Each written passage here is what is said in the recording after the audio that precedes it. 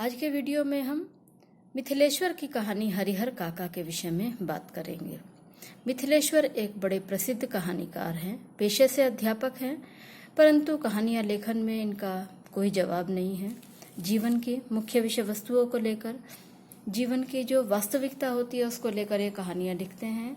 विशेष रूप से इनकी कहानियाँ ग्रामीण प्रांत से संबंध रखती हैं। जीवन के रंगों को अपनी कहानियों में ये पूरी तरह से समेट लेते हैं, रिश्तों की सच्चाई बयान करते हैं और यही कारण है कि इनकी कहानियों में लोग डूब जाते हैं। यहाँ हम बात कर रहे हैं हरिहर काका कहानी की। हरिहर काका कहानी बहुत लंबी कहानी है, रिश्तों की सच्चाई को प्रकट करती है कि आज के समय में लोग पैसे को अधिक महत्व देते हैं, रिश्तों को महत्व नहीं देते हैं। हरिहर काका के जीवन में किस तरह से परिस्थितियों ने नए नए मोड़ लिए, कितने उतार चढ़ाव आए, बड़े सुंदर तरीके से मिथिलेश्वर ने इस कहानी में उसे प्रस्तुत किया है। पूरी कहानी पढ़ेंगे तो शायद बहुत लंबा हो जाएगा वीडियो, तो इसलिए संक्षेप में बताऊंगी। बीच बीच में जहाँ महत्वपूर्ण बातें हैं वे बताती चलूंगी और कहानी की एक तरह से हम समरी कर लेंगे।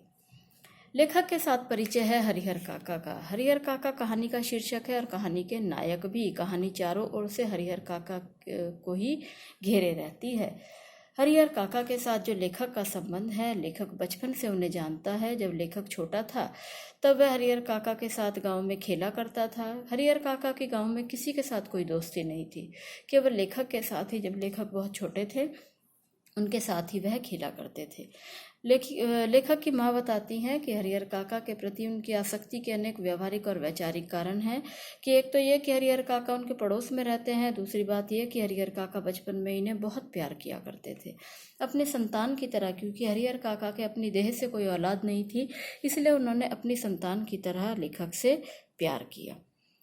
यहाँ पर इसमें एक तो देखिए, इसमें बताया है पहले भाग में, पहले पैराग्राफ में आखिरी लाइन, इस बीच में जिस मनस्थिति में जी रहे थे उसमें आंखें ही बहुत कुछ कह देती है, मुंह खोलने की ज़रूरत नहीं है। इसको अंडरलाइन कर सकते हैं। तो ऐसी स्थिति जब किसी मनुष्य पर आ जाती है कि जब उसे कहीं से कोई सहायता नहीं मिलती है तो मुंह खोल खोल कर वह थक जाता है। तो अब मुंह खोलना नहीं चाहता है, बल्कि आंखों से ही अपनी पीड़ा को बयान कर देता है। दूसरे भाग में जब लेखक के साथ परिचय बताया है यहाँ कि हरिहर काका के साथ लेखक का क्या परिचय था। जब लेखक शहर से आए तब उन्होंने हरिहर काका के विषय में सुना और हरिहर काका से मिलने गए तो उन्हें हरिहर काका से किसी प्रकार का भी कोई जवाब नहीं मिला। उन्होंने अपनी पीड़ा नहीं बताई, अपनी तकलीफ नहीं बताई। और इस भाग के अंत में देखिए, इसमें बताया है कि हरिहर काका की स्थिति के विषय में बता रहे हैं, जैसे कोई नाव बीच मझधार में फंसी हो और उस पर सवार लोग चिल्लाकर भी अपनी रक्षा ना कर सकते हो, क्योंकि उनकी चिल्लाहट दूर तक फैले सागर के बीच उठती गिरती लहरों में विलीन हो जाने के अतिरिक्त और कर ही क्या सकती है। मौन रहकर जल समाधि लेने के अतिरिक्त कोई दूसरा विकल्प ही नहीं है। हरिहर काका से मिलने जब लेखक गए, उन्होंने उनसे बात करने का प्रयास किया तो उन्हें वहाँ से हरिहर काका से किसी भी तरह की कोई जवाब नहीं मिला। उन्होंने शांत रहकर एक बार लेखक को देखा और फिर वे नीचे मुँह कर उदास भाव से बैठ गए, मानो वे अपनी पीड़ा किसी को भी बयान ना कर रहे हों। इसमें बताया गया है कि जब कोई जल में फंस जाता है, जल के भंवर के बीच में, मानो सागर के बीच में कोई फंस गया है और वो कोशिश कर रहा है लेकिन उसे कहीं से भी कोई सहायता नहीं मिल रही है, तो आखिर में उसे क्या करता है वह कि वह बस सिर्फ अपनी मौत को स्वीकार कर लेता है और उसे पता है कि जल समाधि ही मेरा अंतिम विकल्प है। ऐसे ही हालात हरिहर काका के साथ भी हो गए हैं। उन्हें भी पता है कि अब इसमें मुझे आगे किसी से कोई सहायता नहीं मिल सकती है, तो इसलिए वे भी शांत रहकर केवल अपनी परिस्थितियों पर ही चिंतन कर रहे हैं। आगे देखते हैं। हरिहर काका की स्थिति के बाद में शायद मैं होता तो मैं भी इसी गूंगेपन का शिकार हो गया होता। हरिहर काका की ही गलती नहीं है, यदि कोई और भी व्यक्ति ऐसे हालात में होता तो शायद वह भी इसी प्रकार का गूंगापन अपने ऊपर ओढ़ लेता, क्योंकि उसे कहीं से कोई सहायता नहीं मिल रही थी। अब आ जाते हैं हरिहर काका की कहानी में एक महत्वपूर्ण चीज़ है, एक महत्वपूर्ण जगह है ठाकुरबाड़ी। ये ठाकुरबाड़ी क्या है? असल में हुआ क्या था कि यहाँ बताया है, मेरा गांव कस्बाई शहरारा से 40 किलोमीटर की दूरी पर है। यहाँ की कुल आबादी 2,500-3 हज़ार होगी। गांव में 3 प्रमुख स्थान है। गांव के पश्चिम में बड़ा सा तालाब है और यहाँ एक पुराना वृक्ष है। वृक्ष के पूरब में ठाकुरबाड़ी का विशाल मंदिर, जिसे गांव के लोग ठाकुरबाड़ी कहते हैं। अब ये ठाकुरबाड़ी कैसे बनी है, इसकी स्थापना कब हुई, कैसे हुई, किसी को ठीक ठीक जानकारी नहीं है। बस इसके बारे में कहानी प्रचलित है कि कहीं से एक संत आकर इस स्थान पर झोपड़ी बनाकर रहने लगे। सुबह शाम ठाकुर जी की पूजा करते, लोगों से मांग कर खा लेते और पूजा पाठ की भावना जागृत करते थे। तो गांव के लोग थोड़े भोले होते हैं, थोड़े अंधविश्वासी होते हैं। जब उन्होंने इन संत को देखा तो धीरे धीरे यहाँ इनका छोटा सा मंदिर बनवा दिया। अपनी अपनी मन्नतें लेकर आया करते थे, अपनी समस्याएं लेकर आया करते थे और यहाँ बैठकर उन्हें महसूस होने लगा कि इस छोटे से मंदिर में जो भी मन्नत मांगी जाती है, जो भी प्रार्थना की जाती है, वो स्वीकार हो जाती है। तो यह बात गाँव वाले लोगों को बड़ी अच्छी लगने लगी और इस तरह से ठाकुरबाड़ी का विस्तार होता चला गया। अब लोग कैसे ठाकुरबाड़ी को महत्व देते थे। लोग ठाकुरबाड़ी को मनौती मनाते कि पुत्र हो, मुकदमे में विजय हो, लड़की की शादी अच्छे घर में हो, लड़के को नौकरी मिल जाए। जिन्हें सफलता मिलती वह खुशी में ठाकुर जी पर रुपए, जेवरात, अनाज चढ़ाते। बहुत खुश होते तो ठाकुरबाड़ी के नाम पर खेत का एक छोटा सा टुकड़ा भी दे दिया करते थे। तो गाँव के लोग हर चीज़ सबसे पहले ठाकुरबाड़ी को देते थे, ठाकुरबाड़ी से ही जुड़े रहते थे। पूरा विश्वास, यहाँ तक कि अंधविश्वास ठाकुरबाड़ी पर आ गया था। ये तो एक बात हुई थी कि संत आए थे, संत ने वहाँ पूजा पाठ किया, लेकिन उसके बाद जब ये ठाकुरबाड़ी बढ़ने लगी, ये मंदिर बढ़ने लगा, तब यहाँ पर बहुत सारे साधु सन्यासी आ गए और उन साधु सन्यासियों में जो एक मुखिया होता है, उनका प्रमुख होता है, उसको महंत कहा जाता है। अब यहाँ जैसे बड़े मंदिर हो जाते हैं तो उन मंदिरों को संभालने के लिए एक ट्रस्ट बना दिया जाता है। तो यहाँ पर भी ये जो ट्रस्ट था, ये सारा ठाकुरबाड़ी का ट्रस्ट, इसको महंत देखा करते थे और उनके साथ बहुत सारे साधु सन्यासी रहा करते थे। ठाकुरबाड़ी देखिए कितनी बड़ी हो गई थी। लोग यहाँ पर संपत्ति भी दिया करते थे। यहाँ तक कि जब खेती होती थी, फसल होती थी, तो फसल में सबसे पहला हिस्सा निकाल कर ठाकुरबाड़ी के नाम रख दिया जाता था। उसके बाद ही लोग उस फसल को घर ले जाते थे। तो ये लोगों का विश्वास और अंधविश्वास था। लोगों को लगता था यहाँ पर हमारी मन्नतें पूरी होती हैं। ठाकुरबाड़ी के नाम पर कितनी संपत्ति है देखिए, 20 बीघे खेत है। धार्मिक लोगों की एक समिति है जो ठाकुरबाड़ी की देखरेख और संचालन करती है और प्रत्येक 3 साल में इसमें से एक जो साधु है उसको नियुक्त किया जाता है, पुजारी को नियुक्त किया जाता है। ठाकुरबाड़ी का काम लोगों के अंदर भक्ति भावना पैदा करना होता है। धर्म से विमुख हो रहे लोगों को रास्ता दिखाना होता है। यहाँ भजन कीर्तन होते हैं। यहाँ मतलब हर तरह से गांव के लोगों का ध्यान रखने का प्रयास किया जाता है और हर तरह से ये गांव के लोगों से जुड़ी रहती है ठाकुरबाड़ी। साथ ही साथ इनके मन में एक लालच भी होता है कि गांव के लोग अगर हमसे दूर हो गए तो हमारा खर्चा कैसे चलेगा। जो हम मौज कर रहे हैं, जो वहाँ पर ठाकुरबाड़ी में जो साधु सन्यासी रहते थे, वे ईश्वर के नाम पर भोग लगाने के नाम पर वे वहाँ बैठकर अच्छा भोजन करते थे, अच्छा खाना खाते थे और अपना समय इसी प्रकार से बिताया करते थे। तो इसलिए वे स्वार्थवश वे लोगों को अपनी ओर ही खींचने का प्रयास करते थे। अब जो लेखक हैं वे बताते हैं कि मैंने इधर परिस्थितिवत इधर हरिहर काका ने ठाकुरबाड़ी में जाना बंद कर दिया। पहले भी वे बहुत ही कम जाते थे। मन बहलाने के लिए कभी कभी मैं भी जाता था, लेखक कह रहे हैं, लेकिन वहाँ के साधु संत मुझे फूटी आँख नहीं सुहाते थे। फूटी आँख ना सुहाना मुहावरा है, इसका मतलब है बिल्कुल पसंद ना करना। लेखक क्योंकि पढ़े लिखे हैं और हरिहर काका चाहे बेशक अनपढ़ है लेकिन फिर भी संसार की समझ रखते हैं, तो इन लोगों को जो लेखक है हरिहर काका, इन्हें ये लोग बिल्कुल फूटी आँख नहीं सुहाते थे, क्योंकि जो साधु संत थे काम धाम में उनकी रुचि नहीं होती थी और ठाकुर जी को भोग लगाने के नाम पर दोनों जून हलवा पूड़ी खाते थे और आराम से पड़े रहते थे।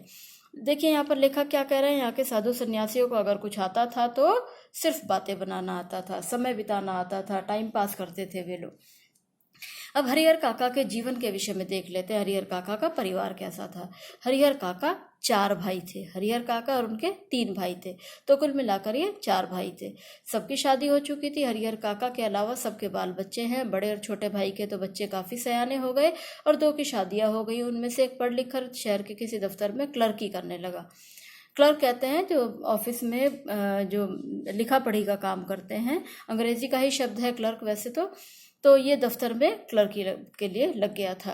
लेकिन हरिहर काका की अपनी देह से कोई औलाद नहीं थी। भाइयों में हरिहर काका दूसरे नंबर पर थे, सबसे बड़े से छोटे थे। औलाद के लिए उन्होंने 2 शादियां की, लंबे समय तक प्रतीक्षारत रहे। उम्मीद तो थी संतान हो जाएगी, लेकिन ईश्वर की ऐसी लीला रही कि उनकी दोनों पत्नियां बिना बच्चा जने ही स्वर्ग सिधार गई। लोगों ने कहा तीसरी शादी कर लो, लेकिन उन्होंने कहा मेरी उम्र गिर रही है, अब तो ढल रही है उम्र, और धार्मिक संस्कार कहते हैं कि जब अपनी संतान ना हो तो भाइयों को ही अपनी संपत्ति दे देनी चाहिए। तो इसी वजह से हरिहर काका ने इन सब के लिए इनकार कर दिया और बड़े इत्मीनान और प्रेम के साथ भाइयों के परिवार के साथ रहने लगे। भाइयों के परिवार को वे अपना परिवार समझते थे, उनके लिए भाई पराये नहीं थे। इनकी संपत्ति देखते हैं हम। हरिहर काका के परिवार के पास कुल 60 बीघे खेत है। 60 बीघे खेत बहुत ज़मीन होती है। तो प्रत्येक भाई के हिस्से में 15 बीघा आती है। बाकी जो भाई थे उनकी तो अपनी संतानें थी, अपने बच्चे थे, परिवार थे, तो उनकी तो संपत्ति उनको मिल जाती। लेकिन हरिहर काका क्योंकि उनकी अपनी संतान नहीं थी, अकेले थे, आज मरे कल दूसरा दिन, ये सोचकर परिवार वाले सोचते रहते थे कि इनकी संपत्ति भी हमें मिल जाएगी और हम तीनों भाई ही इस 15 बीघा ज़मीन को बांट लेंगे। ये लोग कृषि कार्य पर निर्भर हैं, खेती बाड़ी होती है, उससे ही पूरे घर का खर्च चलता है, इसलिए आज तक ये संयुक्त परिवार में ही रहते आ रहे हैं। अब देखते हैं हरिहर काका के भाई जो थे वे तो अपने भाई से, हरिहर से सब प्यार करते थे। पत्नियों को सीख दे दी थी कि हरिहर की अच्छी तरह सेवा किया करो, समय पर उन्हें खाना पीना दो और उन्हें तकलीफ नहीं होनी चाहिए। कुछ भी हो उनकी सबसे पहले आपको ध्यान रखना है।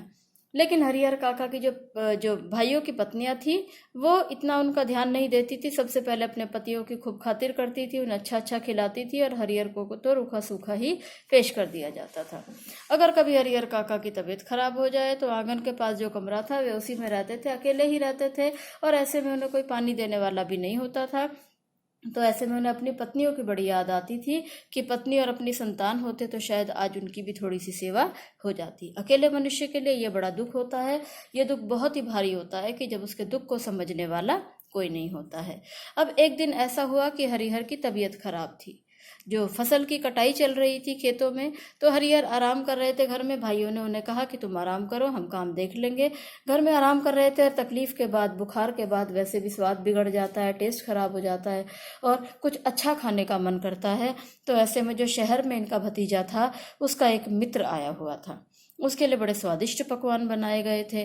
तो ये खुशबू जब हरिहर को आ रही थी, दालान के कमरे में वे पड़े हुए थे, तो वहाँ जब इन्हें खुशबू आ रही थी तो इनकी भी भूख बढ़ रही थी। इन्हें लग रहा था कि जो भतीजे का दोस्त है वो तो बहुत अच्छे समय पर आया, उसकी बदौलत मुझे भी खाना मिलेगा। ये सब स्वादिष्ट व्यंजन है जो उस दिन बने थे। भाई आए, भाइयों ने पत्नियों से पूछा कि हरिहर को खाना खिला दिया, तो पत्नियों ने झूठ बोल दिया और इस तरह से भाई खाना खाकर खलिहान चले गए क्योंकि दवनी हो रही थी, जो अनाज था वो निकाला जा रहा था। भाई निश्चिंत थे कि पत्नियों ने शायद पहले ही खिला दिया होगा, वे विश्वास करके चले गए। जब हरिहर काका ने बहुत देर तक देखा कोई उनके सामने खाना नहीं लाया तो वे बाहर निकले और उन्होंने जब आवाज़ दी तो भाई की पत्नी क्या लेकर आई, रूखा सूखा खाना, मट्ठा, ये सारी चीज़ें, अचार, भात, ये लेकर आई। तो हरिहर के तो जैसे बदन में आग लग गई। बदन में आग लगना मतलब बहुत नाराज़ होना।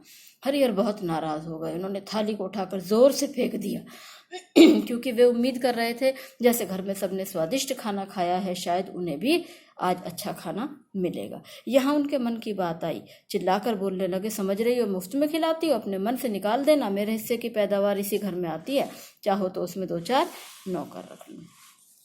हरिहर काका ने तो गुस्सा दिखा दिया। अब उस वक्त क्या हुआ, हरिहर काका जब ये सब बोल रहे थे तो ठाकुरबाड़ी के पुजारी जो घर घर में घूमकर ये देखते रहते थे कि कहीं किसी तरह की कोई बात मिले जिससे हम फायदा उठा सकें, वो वार्षिक हुमाद, वार्षिक जो यज्ञ होता है उसके लिए पूजा की सामग्री लेने घर में आए थे। जैसे ही उन्होंने सुना वे वापस ठाकुरबाड़ी गए और जाकर महंत को बता दिया। अब महंत तो मौके का फायदा उठाने वाला व्यक्ति था, वो जल्दी से गया और हरिहर गुस्से में भाइयों के पास खेत में जा रहे थे तो वो गया और उसने जाकर हरिहर को बीच में ही रुका लिया और मीठी मीठी बातें सुनाकर फुसलाने लगा। उन्हें समझाने लगा, तू तो धार्मिक प्रवृत्ति का है, ये सब माया है और तू कैसे फंस गया है, ईश्वर में भक्ति लगाओ। तो ये जो सारी बातें इसमें बताई गई हैं ये सब वो कह रहा है कि किसी तरह हरिहर अपने भाइयों को संपत्ति ना दे और वह ठाकुरबाड़ी के नाम लिख दे। तो एक बहुत बड़ा लालच दे रहा है। वो कहता है तुम अपने हिस्से के खेत ठाकुरबाड़ी के नाम लिख दो, सीधे बैकुंठ जाओगे, बैकुंठ माने स्वर्ग जाओगे, तुम्हें किसी तरह की कोई कमी नहीं होगी। भाइयों के खिलाफ भड़का रहा है। और हरिहर को, जो कि उन्हें घर में किसी तरह का प्यार नहीं मिलता था, घर में किसी भी तरह की सेवा नहीं मिलती थी, पत्नियों को याद करते थे वे, तो यहाँ पर जो महंत है बड़ा चालाक है, उनकी उसी दुख पीड़क पर हाथ रख रहा है और हरिहर को भड़का रहा है। तो यहाँ कहता है कि तुम अपनी जो खेती है भाइयों के नाम मत करो, तुम ये ठाकुर बारी के नाम कर दो, बड़ा पुण्य मिलेगा। इस तरह से वह उन्हें उकसा रहा है।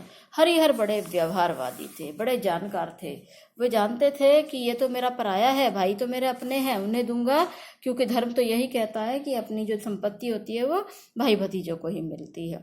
उन्होंने महंत को तो सीधा जवाब नहीं दिया, लेकिन चुपचाप रहे। और महंत ने यहाँ पर देखा लोहा गर्म है तो चोट कर सकते हैं, तो उसने हरिहर के लिए आज बढ़िया सा बिस्तर लगवाया, सेवकों को आदेश दिया कि तुम्हें इनके लिए बहुत बढ़िया पकवान और बहुत बढ़िया व्यंजन बनाओ, ऐसी सेवा करो कि इसने जीवन में कभी ना हासिल की हो। और जब उन्हें खाना खिला रहे थे तो उन्हें बता रहे थे कि तुम देखो अकेले इंसान हो, यहाँ रहो, तुम्हारी संपत्ति से यहाँ भोग लगेगा, ईश्वर के नाम तुम्हारी संपत्ति लिख जाएगी, तुम्हारी यहाँ सेवा होगी, तुम्हारा नाम लिखा जाएगा और सारा पुण्य तुम्हें ही मिल जाएगा।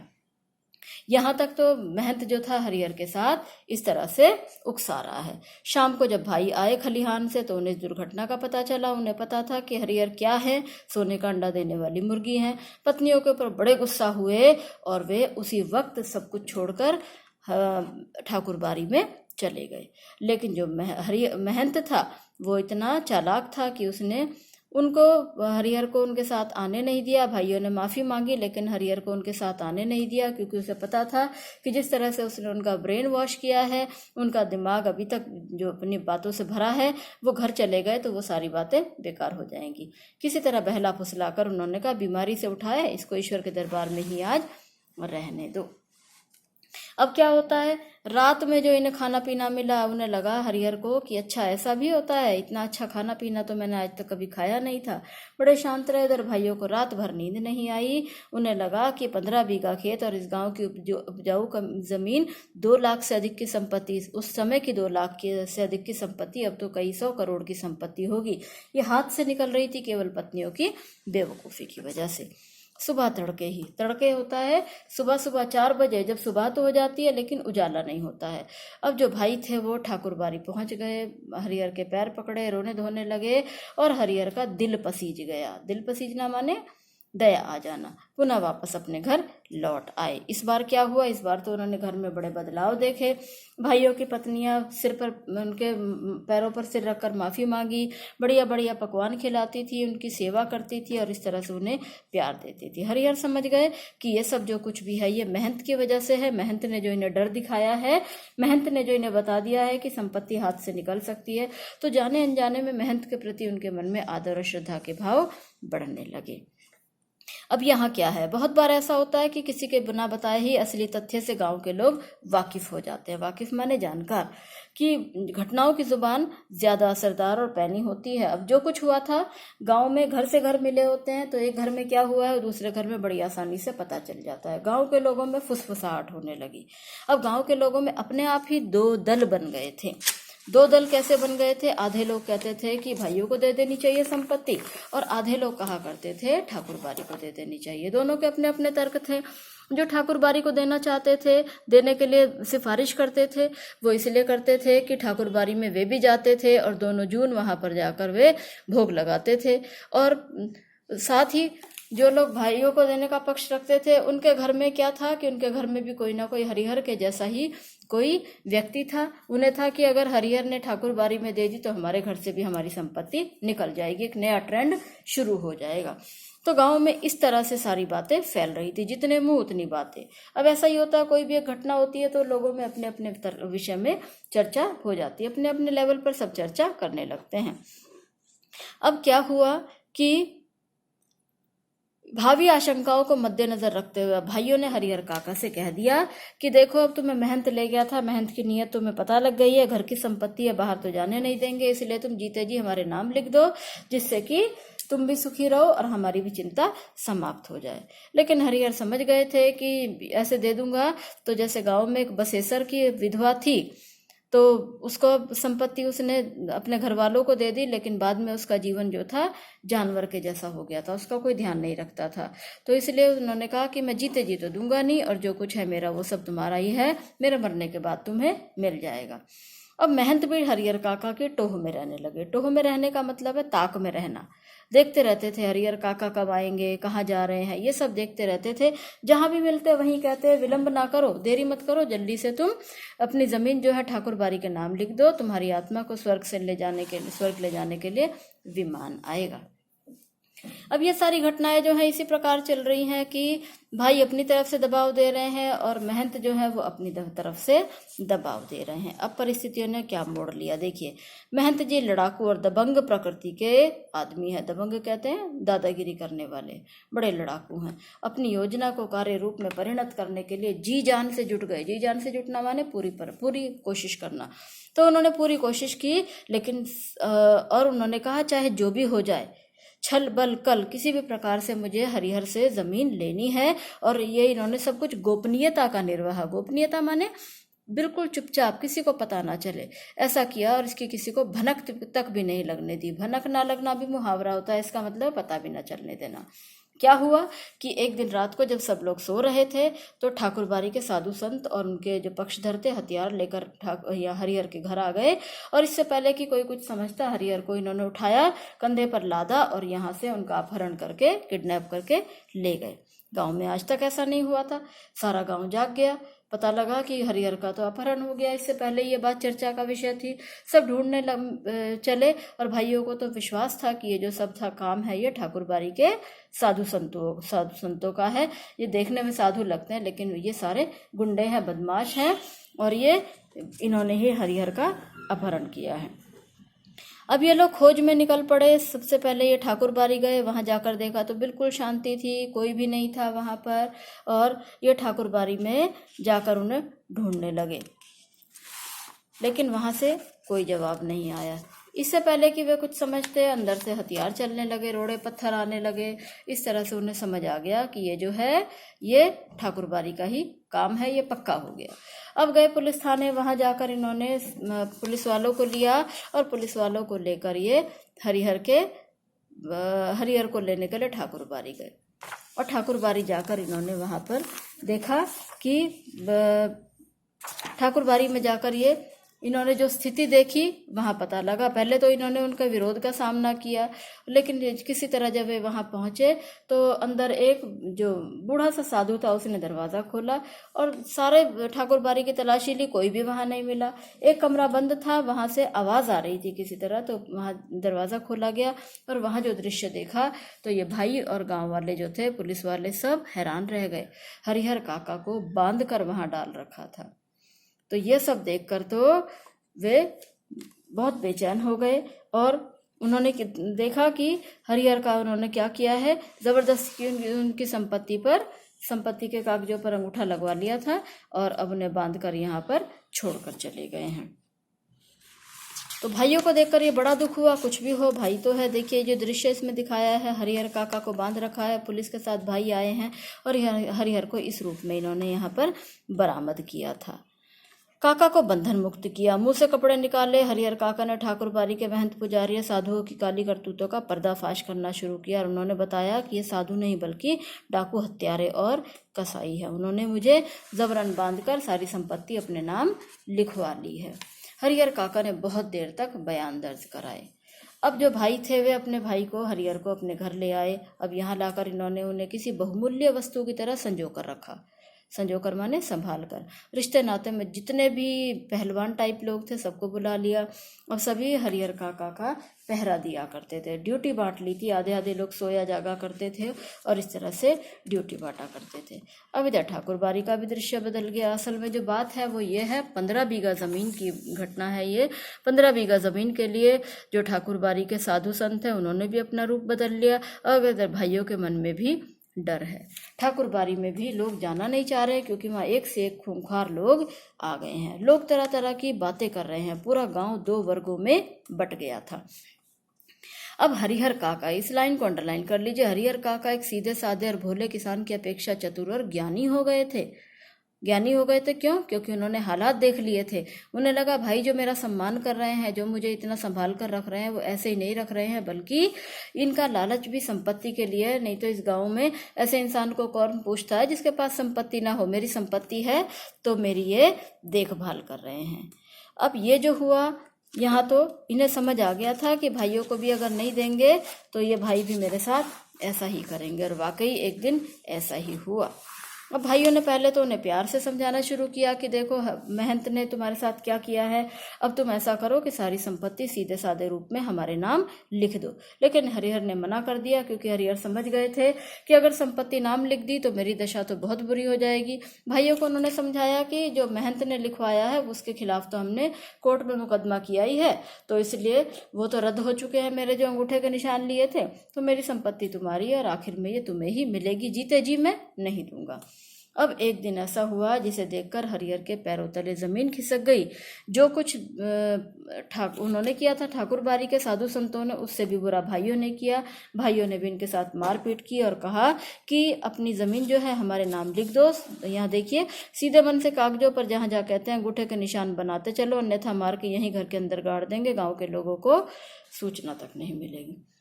सोचिए कितना बुरा लगा होगा हरिहर काका को। अब यहाँ ये लाइन जो है ये अंडरलाइन की जा सकती है और ये व्याख्या में भी आती है, प्रश्न में आती है। अज्ञान की स्थिति में मनुष्य मृत्यु से डरता है, ज्ञान होने के बाद तो आदमी आवश्यकता पड़ने पर मृत्यु का वरण करने के लिए भी तैयार हो जाता है। अब ज्ञान की स्थिति में ही मनुष्य जो होता है वो डरता है। जब उसे पता चल, अज्ञानी होता है तब डरता है, ज्ञान हो जाता है तो वह सब कुछ समझ जाता है। तो ये जो सारी बातें हो रही हैं, ये देख रहे हैं कि कैसे भाई भी इनके साथ बुरा व्यवहार कर रहे हैं। तो इस तरह से भाइयों में और इनमें संघर्ष चलता रहा, लेकिन हरिहर ने जो था वो किसी को भी नहीं दी और भाई भी उनके साथ बुरा बर्ताव कर रहे थे। अब जल्दी जल्दी मैं आगे घटनाओं में चलूंगी।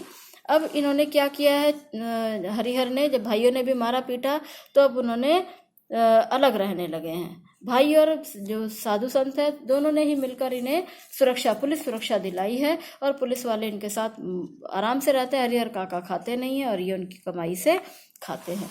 महंत को भी डर है कि भाई अपनी तरफ कर लेंगे, इसलिए वह भी भाइयों के खिलाफ इन्हें डराता रहता है। अब एक और पक्ष आया, गांव में एक नेताजी आए, वो ना नौकरी करते हैं ना कुछ करते हैं। उन्होंने हरिहर को समझाना शुरू किया कि एक हरिहर उच्च विद्यालय के नाम से हाई स्कूल खोलेंगे, तुम्हारा नाम अमर हो जाएगा। लेकिन हरिहर अब किसी के रंग में आने वाले नहीं हैं। इन दिनों गांव में जो भी चर्चाएं होती हैं सब हरिहर को लेकर ही होती हैं और हरिहर का जो जीवन है वो केवल चर्चाओं का केंद्र बिंदु बन गया है।